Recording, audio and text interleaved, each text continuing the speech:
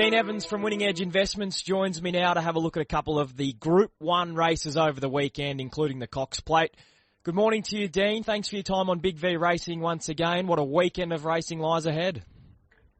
Morning, mate. Yeah, no, fantastic racing again. We've got a Group 1 tonight in the Manikato Stakes.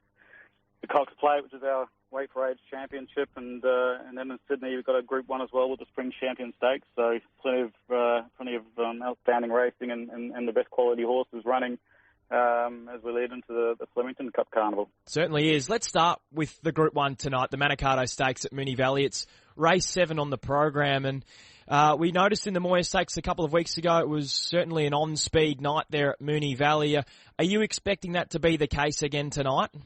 Yeah, absolutely. I think I've spoken to a track walker, and they haven't watered Moonee Valley because of the expected rain today and tomorrow, and obviously with two major race meetings back to back.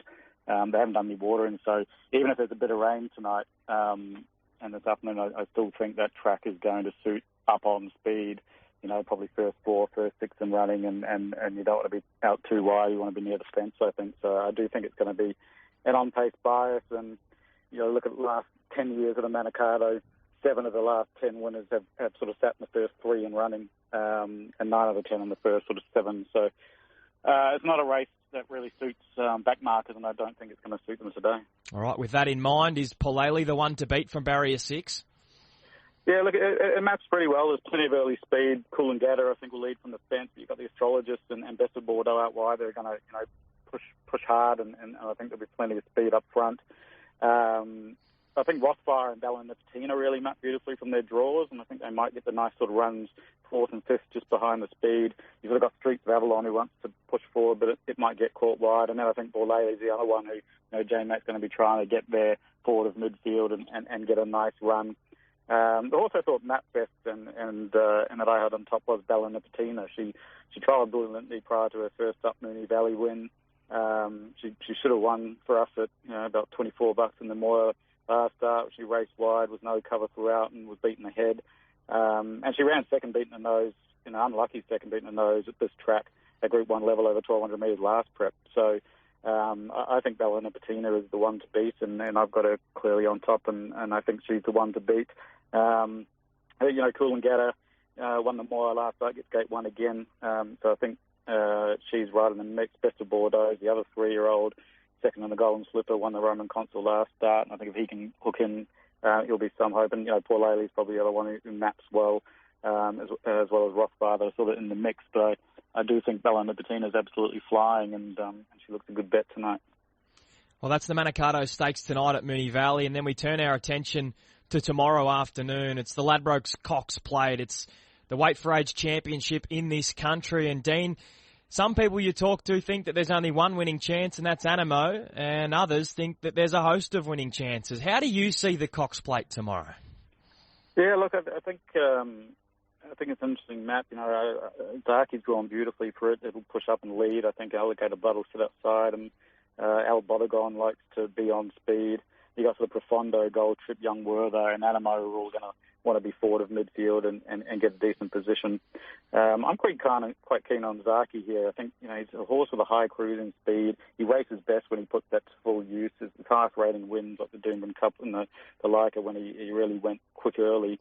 He just went too slow sitting outside Alligator Blood in the Underwood and the Might and Power. And in both cases they ran 7 to 12 lengths below benchmark in the first section, and then it was a sit and sprint. That just doesn't suit him.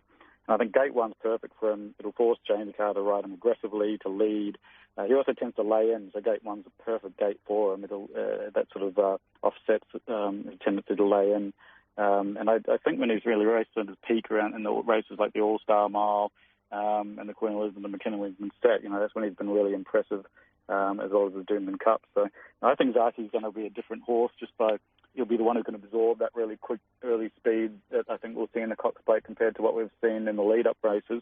And I think he's really going to give Animo something to run down. What are your thoughts on Al Bodegon? He's obviously a bit of an unknown. He's the international flavour in the race. He joins the Chris Wallace stable. Now Damien Oliver rides. How do you line up his form against some of these Australian hopes? Yeah, I've watched his races. He's a very small horse. He's only 415 kgs, so he sort of looks like a bit of a baby against him, but he does try hard. He's a Group 1 winner as a 2-year-old in France, over 2,000 metres. He led all the way. He's run second in the French Derby, third to the Melbourne Cup favourite last start. He's probably better over 2,000 metres. I think the track condition will be important. I think if it's sort of a soft 5 or better and it's racing dry, I don't think that's going to suit him. But I think if it gets to sort of soft 6, soft 7 range, or worse, and the rain really comes, then I think that really brings him into the mix with a little bit of a weight advantage, and just his small frame seems to suit the wet tracks. So look, if the track's wet enough, I think he can come into the race. All right, and the other Group 1 this weekend is the Spring Champion Stakes. It's at Randwick, and we see a lot of these horses stepping out to 2,000 metres for the first time. The favourite is the Caulfield Guineas runner-up Elliptical for Anthony and Sam Freedman. What are your thoughts on the Group 1 in Sydney tomorrow, Dean? I'm keen on a horse here, Sharp and Smart. The Gloaming's always been a key lead-up to this race. 7 of the last 11 winners have come from the Gloaming. 3 of the others have come from the Flight Stakes. But Sharp and Smart was sort of second beaten the nose in listed grade in Brisbane, and then fourth beaten under a length at Group 1 level as a 2-year-old in Brisbane. He won the Gloaming second up, and that's always a key lead-up. He was only second up there. He was coming off a 32-day break. So he has, a lot more upside and improvement than the horses that he beat there. He's got Hugh Bowman aboard, who's no rider in Australia that you want on a 3-year-old stayer than Hugh Bowman. So, he's around the $6.50 mark, and I've got him rated on top, and I do think he's going to prove very hard to beat, Sharp and Smart. All right, Sharp and Smart in the Group 1 Spring Champion Stakes at Randwick tomorrow afternoon. Outside of the Group 1s, Dean, is there a horse you're keen to play? Look, probably the other major race I had a look at was the Invitation, and it will depend on the track conditions and how the track's playing, but I sort of narrowed that race down to 3 chances. They're all around the $6-7 mark. I think Espiona, Mimili, or Ice Bath. They're all sorted by the wet track, and I'll probably see how the track's playing. If it's on pace, Mimili probably looks a nice chance of that swooping, and I think Espiona and Ice Bath can improve. But at the moment, I'm looking at a 2 or 3 horse play in the Invitation with some nice prices on those 3, and I really think one of those 3 wins the race.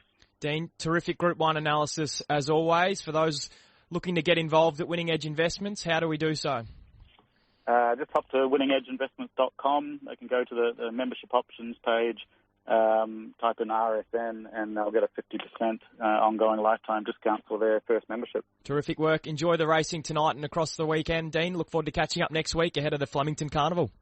Cheers, Matt. Great to chat as always, and good luck to you and the listeners on a big couple of days.